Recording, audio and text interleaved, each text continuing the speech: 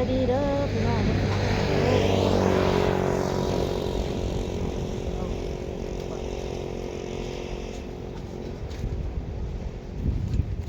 มาอุ่นข้าวมาซุปแล้วก็ซุปแล้วเด้อพี่น้องเด้อแต่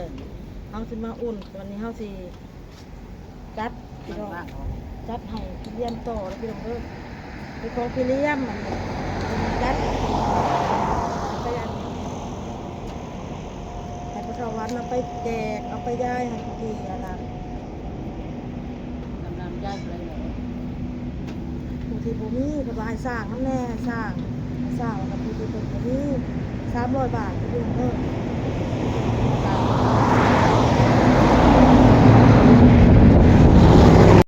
อากาศพี่น้องน้ำแรงๆย่างพี่น้องอ้นเห็ด4 สุดเด้อพี่น้องเด้อมี4 สุดอ้นเห็ดของพี่เลี้ยมเหมือนจัดให้พี่เลี้ยมมีจามแล้วก็มีลูกชิ้นแล้วก็มีไส้กรอกอ้นย่างอยู่พี่น้องย่างแบบห่อนๆไปให้เพิ่นเลยนะนี่ย่างห่อนๆหมดน้องเพิ่งเนาะของพี่อายอ้นก็ย่างร้อนๆให้ย่างเอาใส่กรอกน้ำลูกชิ้นน้ำเห็ด4 สุดให้พ่อวันเพิ่นไปแจกเด้อพี่น้องเด้อแล้วก็เพิ่นให้อ้นน่ะอุดหนุนแม่น้อย100พี่น้องไข่ลูกเนาะแต่ว่าอ้นก็เอาไข่ลูกน้ำแน่แล้วก็กินเป๊ปซี่น้ำแน่แล้วเนาะพี่น้องเนาะยังพาได้จ่ายเงินเราแม่น้อยพี่น้องแล้วจังสิจ่ายไปแหละปิดหาดปิดหยังเฮาก็เคลียร์เงินเคลียร์หยังให้เราเคลียร์เงินเคลียร์คำให้กันกินหมดเท่าใดเนาะพี่น้องเนาะก็ซื้อซอยกันไปกันมานี่แหละพี่น้องแม่น้อยกับอ้นก็ได้ไข่ลูกแม่น้อยพี่น้องยังหลายเด้อพี่น้องเด้อนี่ปีมักสลีนี่ปีมักสลีพี่น้องเลยมักสลีเผาเด้อพี่น้องเด้อนี่น้ำหุ้ยหัวเนี่ยหุ้ย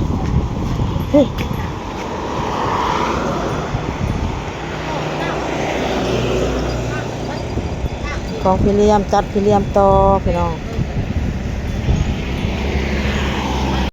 เอาไปมาต่อเด้อพี่น้องเด้อ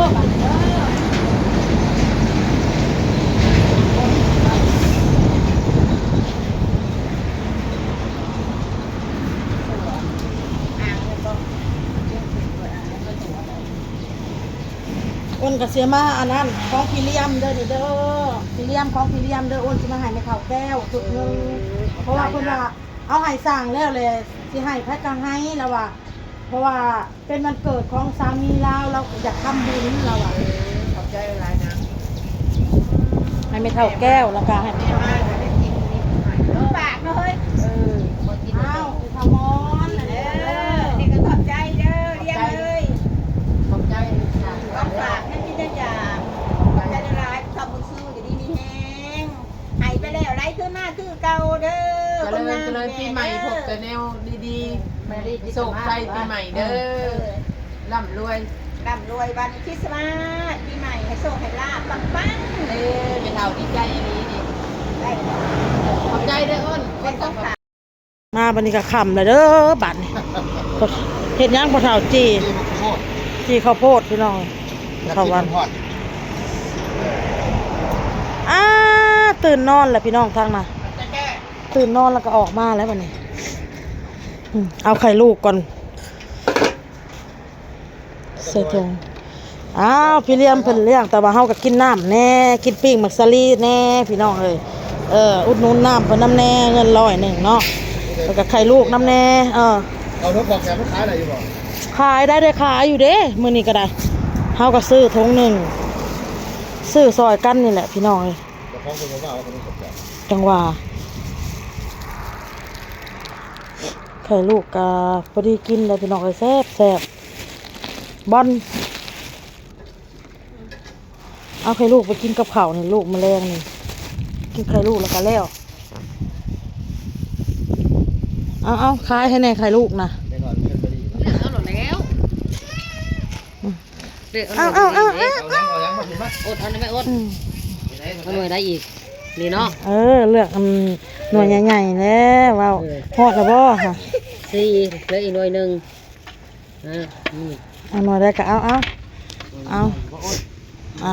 อาโลดหน่อยได้ก็เอา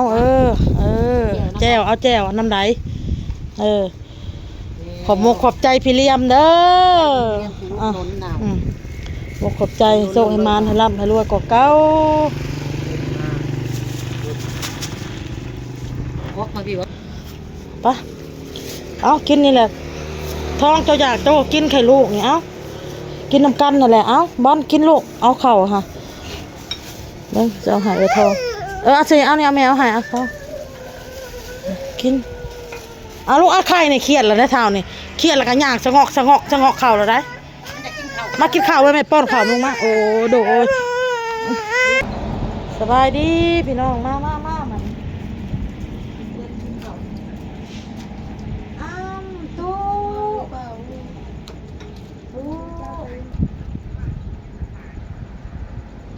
กินข้าวพี่ละกะแล้วพี่น้องเลยนะวัดไปนั่ง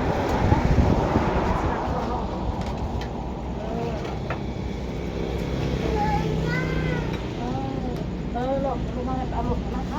เอา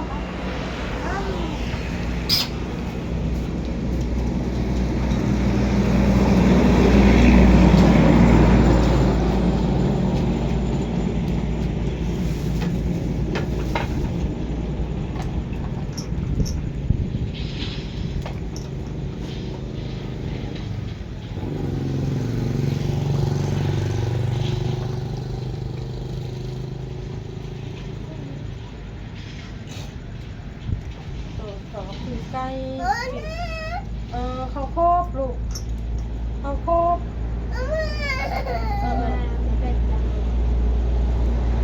เสื้อ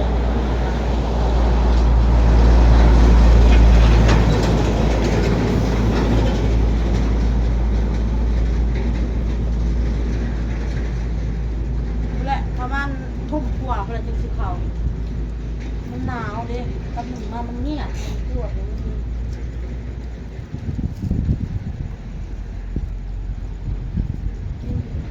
ไปอาบน้ำนายดูเด้อ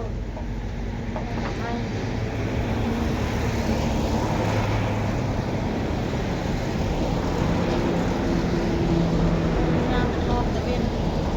แล้วเรียกตะเวนนอนตะเวนแล้วจะตื่นจะยกตื่นจะเศร้าเด็กมันได้กับใครแน่พี่น้อง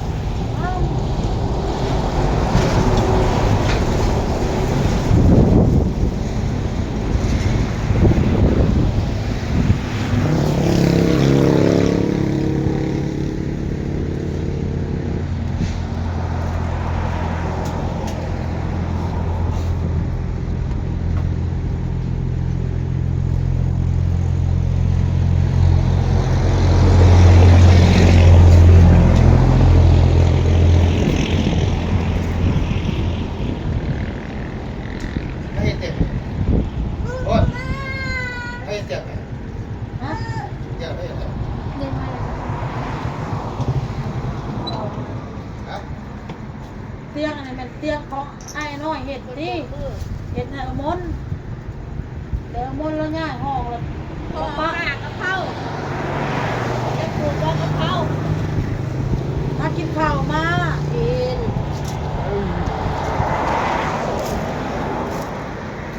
ินใจอย่างครับเดี๋ยวตัวเดี๋ยวละลายเลย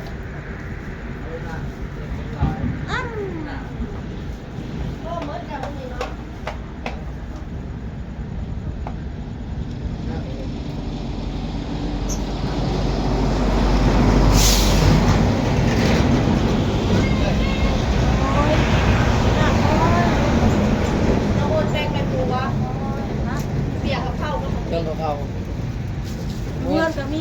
นะเกี่ยวกับข้าว ซาวต้น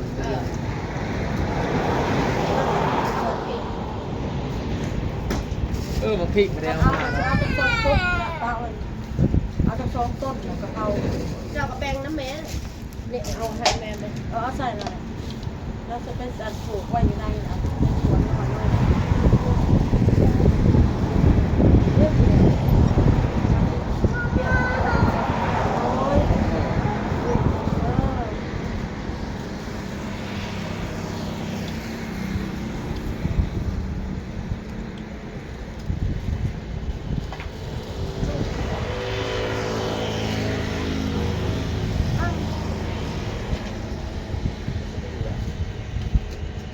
หมดแล้วหมดถั่วจะทอดน้ำมันสลีเนาะเฮ็ดอันนี้ คิดว่า แกงหน่อไม้ลูกเฮ็ดแกงไม้แกงไม้ อันนั้นเจ้าก็เลยบอกกระเพรากับอันมะพริก แกง บ่ไม่ได้เอามาพริก ฮะ ไม่ได้เอาพริกมา เอาหน้าไป ลืมได้ไหม ไปเลยเด้อพี่น้องไปเลยเด้อคลิปนี้กันพ่อกับคลิปหน้าพี่น้องสบายดีบ๊ายบาย